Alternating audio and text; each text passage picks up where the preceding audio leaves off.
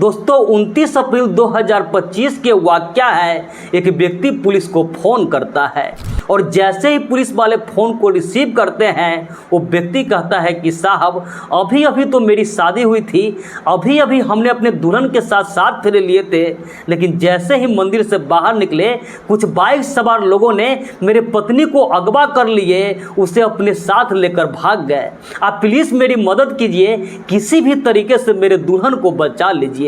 अब जैसे ही पुलिस वाले इस बात को सुनते हैं कि दिन दहाड़े किसी दुल्हन को अगवा कर लिया गया है, पुलिस महकमे में एकदम से हड़कंप मच जाती है। अब जो पुलिस वाले होते हैं उस पूरे इलाके में नाकाबंदी शुरू करते हैं और आखिरकार इसके बाद दोस्तों जब वो दुल्हन मिलती है और उससे पूछताछ की जाती है तो फिर एक ऐसी घटनाक्रम की खुलासा होती है कि वाकई में दोस्तों आप भी जब इस पूरे घटना की कहानी सुनेंगे तो कहीं ना कहीं सोचने पे मजबूर हो जाएंगे कि वाकई में आज के इस ज़माने में हम लोगों को कितना ज़्यादा सतर्क रहने की ज़रूरत है। नमस्कार, प्रणाम, मैं सर्वेश राज। आज की इस घटना की कहानी शुरू करूं इससे पहले आपसे एक छोटी सी गुजारिश है, आप प्लीज़ वीडियो को लाइक कर दीजिए, साथ ही साथ चैनल को भी सब्सक्राइब कर लीजिए ताकि मेरा हौसला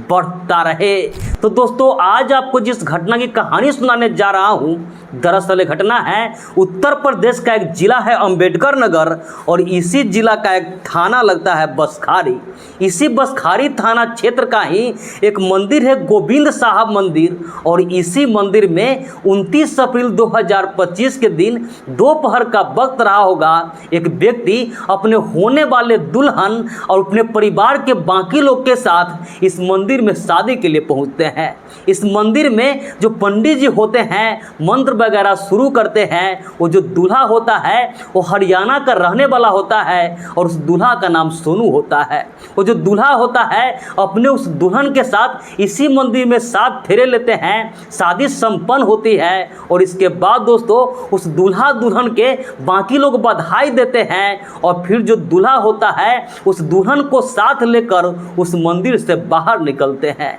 और जैसे उस मंदिर से बाहर निकलते हैं वहाँ पे बाइक सवार कुछ लोग आते हैं, उस दुल्हन को अगवा कर लेते हैं और उसे अपने साथ लेकर भाग जाते हैं। ये सब इतना जल्दी में होता है कि जो दूल्हा होता है वो कुछ भी समझ नहीं पाता है कि आखिर ये हुआ क्या। और फिर दोस्तों जो दूल्हा होता है अपने जेब से फ़ोन निकालता है और 112 नंबर पे पुलिस को फ़ोन करता है और जैसे ही पुलिस वाले फ़ोन को रिसीव करता है वो दूल्हा कहता है कि साहब अभी अभी तो मेरी शादी हुई थी, अभी अभी हमने अपने दुल्हन के साथ 7 फेरे लिए थे, लेकिन जैसे ही मंदिर से बाहर निकले कुछ बाइक सवार लोगों ने मेरे पत्नी को अगवा कर लिए, उसे अपने साथ लेकर भाग गए। आप प्लीज़ मेरी मदद कीजिए, किसी भी तरीके से मेरे दुल्हन को बचा लीजिए। अब जैसे ही पुलिस वाले इस बात को सुनते हैं दिन दहाड़े किसी दुल्हन को अगवा कर लिया गया है, पुलिस महकमे में एकदम से हड़कंप मच जाती है। अब जो पुलिस वाले होते हैं उस पूरे इलाके में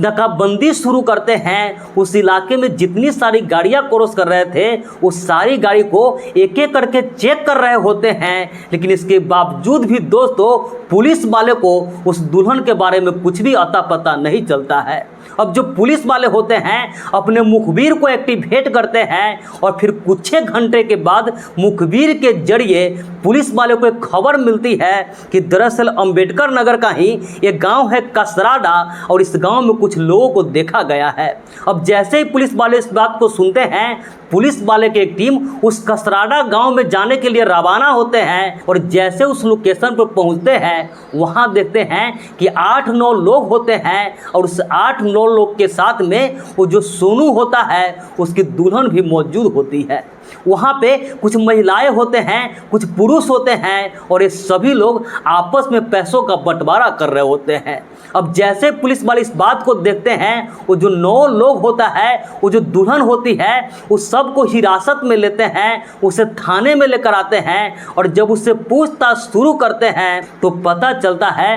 कि दरअसल जो दुल्हन होती है उसका नाम गुलसाना होता है और उसकी उम्र तकरीबन 21 साल के आसपास होती है। और इस 21 साल की उम्र में ही वो जो गुलसाना थी उसकी 1-2 नहीं अब तक 12 शादियाँ हो चुकी थी। अब जो पुलिस वाले होते हैं उस दुल्हन से भी अच्छे तरीके से पूछताछ करते हैं तो पता चलता है कि दरअसल जो दुल्हन गुलसाना होती है उसका एक गिरोह चलता था और उस गिरोह में कई महिलाएं भी शामिल थी, कई पुरुष भी शामिल थे और उस सभी लोगों का बस एक ही काम था, ऐसे फैमिली का पता लगाना, ऐसे परिवार का पता लगाना जिस परिवार में किसी लड़का की शादी करनी हो लेकिन उस लड़का को लड़की के घर वाला पसंद नहीं कर रहा हो या फिर किसी वजह से उस लड़के की शादी नहीं हो रही हो। और जैसे उस परिवार के बारे में पता चलता था, इसके गिरोह का जो लोग होते थे उस फैमिली के यहाँ पहुँचते थे और उससे कहते थे कि दरअसल मुझे पता चला है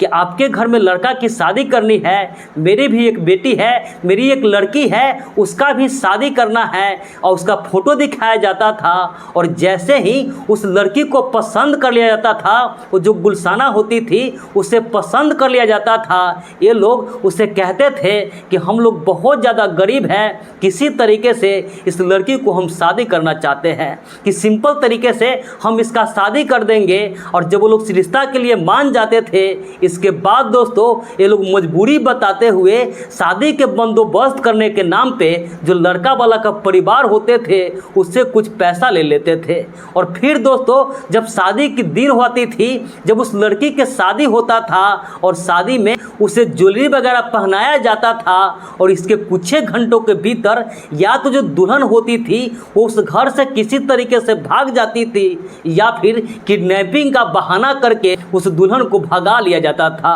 और इसके बाद दोस्तों इसके गिरोह का जितने भी लोग थे सभी लोग उस पैसा को आपस में बांट लेते थे और इसी तरीके से पूरे देश में जैसे गुजरात में काजल बनकर, हरियाणा में सीमा बनकर, बिहार में नेहा बनकर और उत्तर प्रदेश में स्वीटी बनकर अब तक तकरीबन 12 लड़का से ये शादियां कर चुकी थी, 12 लड़कों को चुना लगा चुकी थी। इस सब के अलावा जो गुलशाना होती है उसका एक असली पति भी होता है जिसका नाम होता है रियाज खान और दोस्तों पेशे से वो दर्जी होता है। वो जौनपुर का रहने वाला होता है और उसका जो पति होता है वो भी इसमें शामिल होता है। इस पूरे लूटपाट में से उसको 5% हिस्सा दिया जाता था। अब जो पुलिस वाले होते हैं इस पूरे घटना सुनने के बाद उस गिरोह के 5 महिलाएं और 4 पुरुषों को गिरफ्तार करते हैं और साथ ही साथ 72,000 कैश, 1 मोटरसाइकिल, 11 मोबाइल फोन और एक सोने का मंगलसूत्र भी बरामद किया जाता है। और इसके बाद दोस्तों अब पुलिस वाले उस सभी के खिलाफ आगे की कार्रवाई में जुट जाते हैं। लेकिन दोस्तों आज की समाज में शादी ब्याह के भी मामला में